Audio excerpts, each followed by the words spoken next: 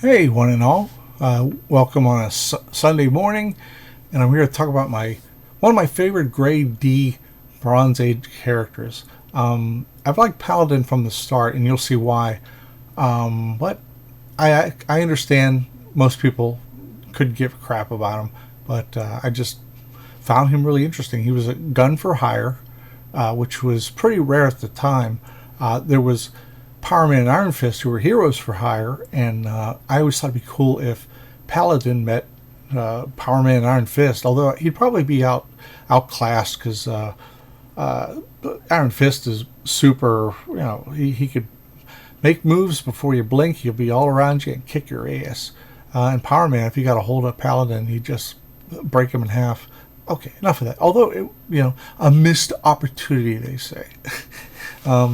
Gonna start why. Here is why I like Paladin so much. First appearance is in the landmark 150th issue.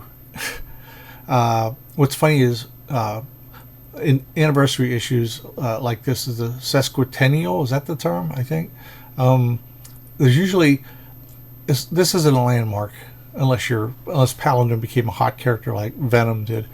It just says that because it's an even number, and usually anniversary issues deal with hero looking back on the highlights of his career, her career, and or they're like the end of a major plot that's been brewing for a year. And I was like, who's Paladin? That's Gil Kane cover. I'm really trying to figure out who inked it. Maybe Tom Palmer. It's not. I don't think it's Jansen at all, because these tapers on his chest, his umpire chest, they're too orderly, whereas Klaus Jansen's more random, controlled random, to put it that way. Jim Shooter, writer, introduced us to the character Carmen Infantino. I admit right now, and it's goofy, but I never cared for Carmen Infantino. But I understand why a lot of people love his stuff, and his stuff was groundbreaking way back when. I just never cared for him. But there's characters, there's artists I like that a lot of people would say, "Oh, you're full of shit, Drew." Klaus Janson on the inks and colors. Klaus was on Daredevil years. If you told me that was a Carmen Infantino page, I'd have told you to get that. I don't want to know you anymore. You're not my friend. Well, the Purple Man has been an ongoing saga, long story, but it does not end in issue 150. It ends a few issues later, so that could have been an opportunity to finish it, but I'm glad it didn't, because we got Paladin.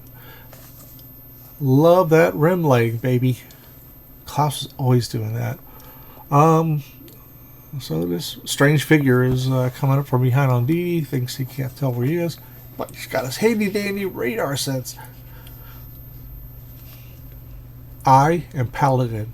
I believe you may have some information I'll find useful. And he punches Paladin down the steps, to which happens, they happen to crash into this place where these two female friends are hanging out. I thought it was their apartment, but they're actually tourists. And also, what I really love, pretty innovative at the time, wait, give me a second. Fool to try slugging it out with me. I have the strength of 10 men. I like how it's in the middle of a conversation. It's like he might have said, "You are a," before the door got crashed. That did it, you scarlet wait a minute, where are we? Good grief, I think we're in the YWCA. Hello, ladies. I'm sorry about this intrusion. I take it you're from out-of-town visitors. Welcome to New York. Are you enjoying your stay so far? Yes. Terrific. While you're here, be sure to try the Escalope Veal at 21. By the way, where are you from? Indianapolis. I don't believe this. Indianapolis? Why, I was there only a few weeks ago. I had dinner at the Beef Baron Room. By the way, where are my paladins? Where are my manners? I'm Paladin. I'm Sandy. I'm Connie. Pleased to meet you. Pleasure My friend and I must be going now. Ta-ta! Charming young ladies, eh, Hornhead? Do you generally take time out during fights to flirt with girls? Naturally. I never let business interfere with pleasure. So Dee Dee can read his, Paladin's pulse. He's going for his gun. That is a beautiful first panel. All this stuff looks great. It's just... Infantino was... I mean, the layouts are solid. And what's cool is that Klaus takes it to another level. It's like a true collaboration. He picked it up. I did it with my Whittle Billy Club cable. And it's as fair as all your sneaky tricks. Nice gun. Thanks, only works for me. Really? Maybe I'll have it made into a lamp. Want to talk? Turns out our gun for hire is looking for the Purple Man, and they both already throws the gun back to Paladin. Hold it right there, Daredevil. Just wanted to say, you're a hell of a man. Thanks. He's got more cool than dry ice. He knew I was going to fire. I love these panels. Like, where is that cable going? There doesn't seem to be any other buildings around. But that's okay. That's a trope in a lot of characters who swing from buildings, where you just go with it. Because I think only Spider-Man could really go from building to building, because you see in the movies he grabs one building on the left and he does one on the right, and he kind of swings like a pendulum as he's going forward. Okay, that's the end of that. But isn't that beautiful? So,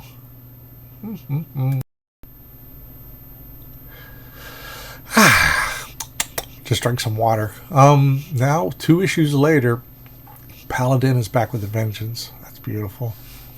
Cover there. What's interesting is at this time, 150 was January, and for a while there, Marvel took off the time, like the month, and part of it was they wanted the books to stay on the shelves longer, so that they saw something that was like June, and you're going into July, you might toss the previous month. So this gives you like 2 months worth, 2 months opportunity to buy it, because, actually more so I think, they got rid of the months on the logo. So, and Daredevil was bi-monthly for years. It's shocking, I know. It almost got canceled more than a few times. And I always dug him. People would say, oh, he's a bargain basement Spider-Man. No. Totally different, I think. The only common thing they have is wisecracking through fights. Because they have both different skill sets, different jobs, etc. So, I've been just a Daredevil fan since I met him. In person. And Infantino and Jansen, once again. Oh, goodness. That is such a great splash page. And Dee Dee hears something going on. People are crying and screaming. I don't believe it. You...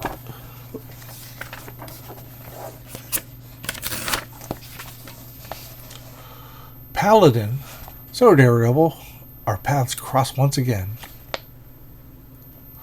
So this guy's taking advantage of their fighting.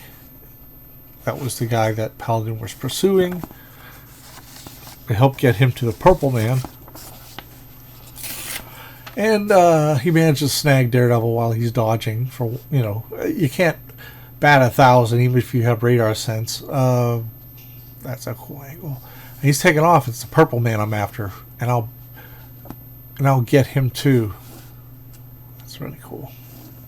Again, where's the building? Now, next one is it is 2 issues later. Issue 153 was with Cobra and Mr. Hyde, done by Gene Colan and Tony DiZuniga, which is a real wild combination. This cover, if you checked out previews or Amazon or whatever, this is going to be a cover for a Daredevil Epic collection, which it's one of those thick trade paperbacks, and I have it all in Marvel Masterworks because I love Daredevil, and but if the Epics came out beforehand, I'd probably get those instead of Marvel Masterworks. But that's the cover they use. I think it's a good one. It's Gene Colan, I believe, with Steve Lealoha. who is fantastic, and he's doing the colors as well. I loved it when Gene came back to Daredevil after like, what was it, 50 issues, I think. Yeah. Well, here comes his kooky rogues gallery. Wow. Wow. What a splash.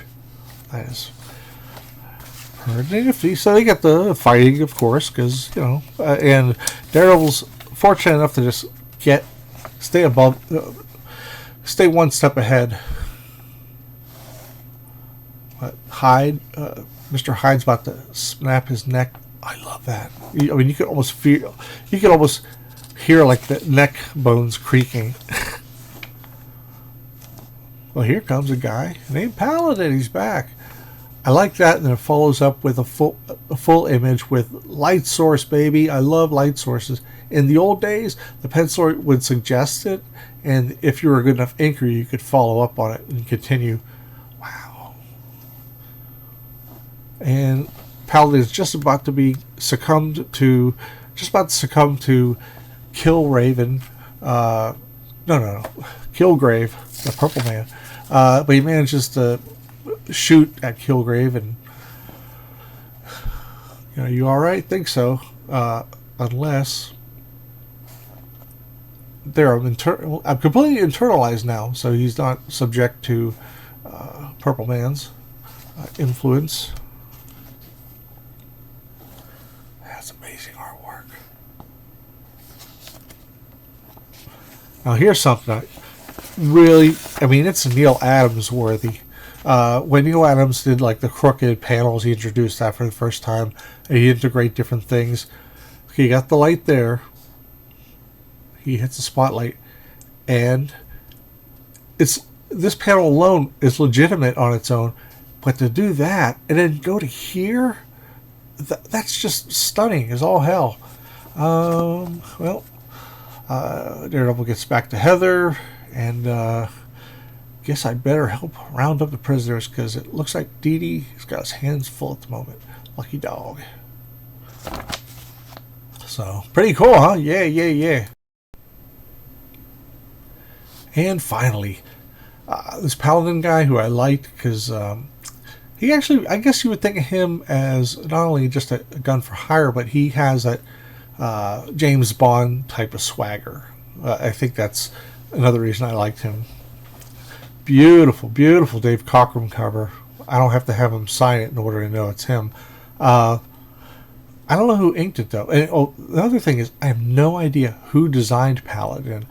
John Romita did a lot of designs in the 70s. Tons, like for Wolverine and Punisher and a ton of them. So I'm totally mystified. If anybody has a theory, please leave a comment below, and I'd greatly appreciate it.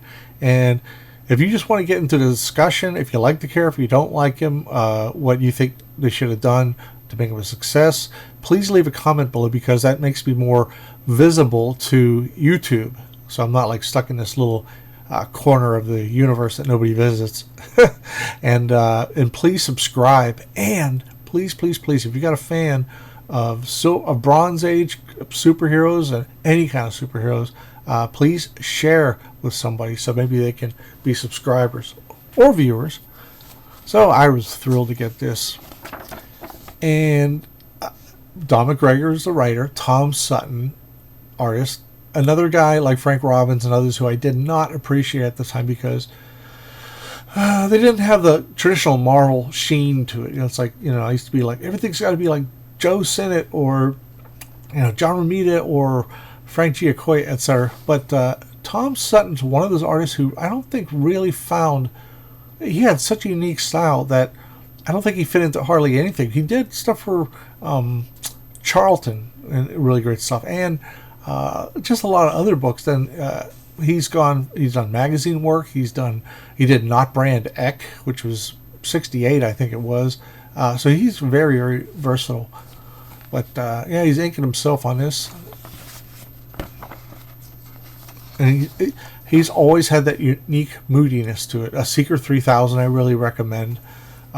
Even they didn't bring him Secret 3000 back until like the 90s, and they changed a lot. And you know what? I love this color, the colors on him. They're just so different. And this is reprinted in Marvel Masterworks too, like the back of a run of Daredevil. It's really great. He tells the story. Mr. Fear, I think his name was it, Mr. Fear. He got all this Mr. Fear paraphernalia, and he fell into an accident. And now he's superhuman. You know the way it goes. So he's not just some guy in a costume. He's just got this terrible strength and probably bad breath.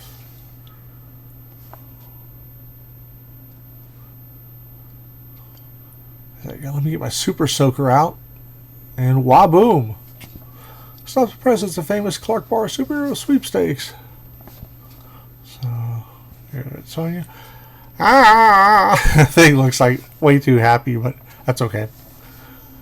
Look at that.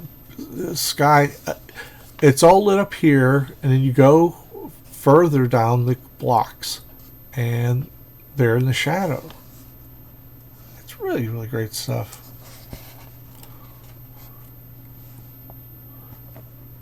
Marsha, and he believes she's dead. And I love that, just striding in the middle of New York City.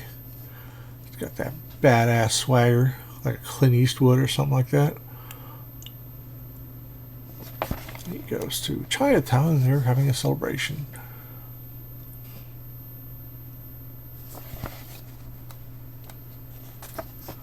I'm not going to tell you so much as show you. So the giant dragon is about to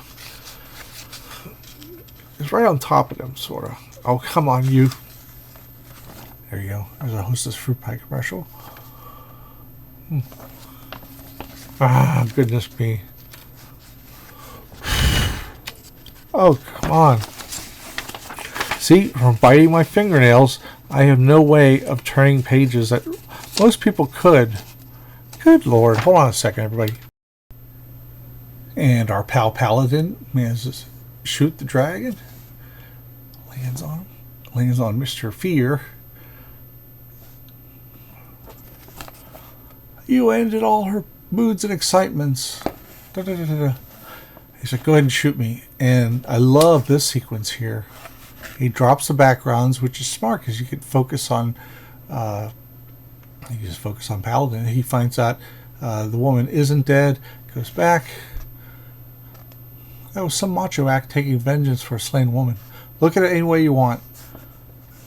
I love that. I wonder if that's photo reference, because that's very, I don't know, distinct.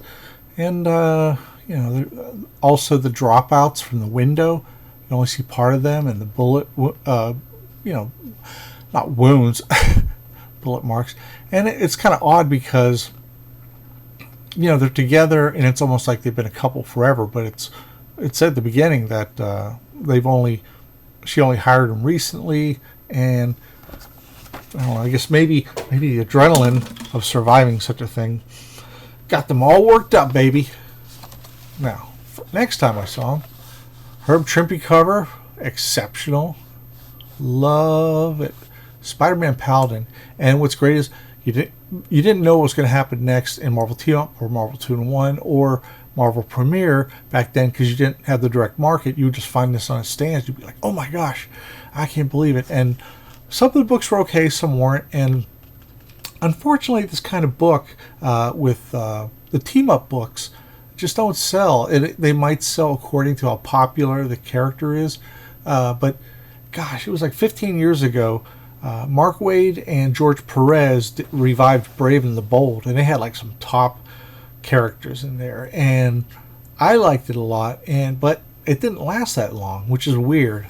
And similarly, Marvel Team Up, well, they were trying to revive that too. Let me think. Anyway, they don't. A lot of readers aren't into rotating casts. They're not into anthologies, and they're not into team-ups with characters that aren't going to sell.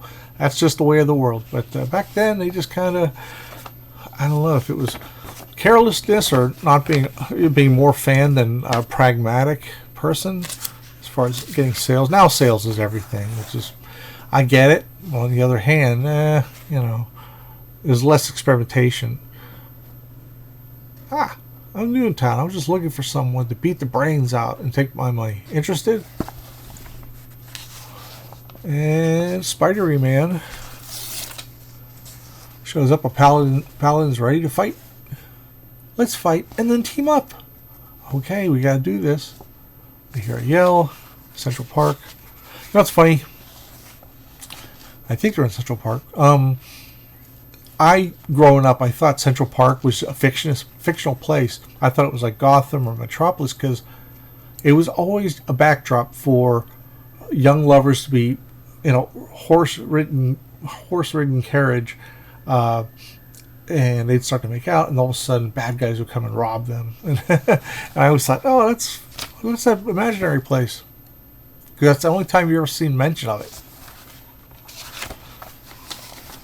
Trippy's doing a great job here. He did a nice run. Marvel team up. And they're talking. He goes, I noticed the lady didn't mention a fee, and you can never be too careful. Fee? You mean you charge people for helping people? You mean you don't? I don't believe it. You're one of the all-time suckers. That's a real wonky foreshortening, but I love it. I love it. And this time, Paladin knows where Spider-Man is. I bought this in Sharpsburg, PA. On the weekend, my mother and my two aunts would get together and just hang out and have coffee all day. And I got dragged along because I was a little kid. And but a lot of comics were everywhere. This was at it was at like a general store. It was one of the stores. It's a pharmacy, but it was also they had toys, they had groceries. I mean, I'm dating myself here, but even back then, though, that was kind of quickly going out of fashion. But interesting times, And some places just had one big room.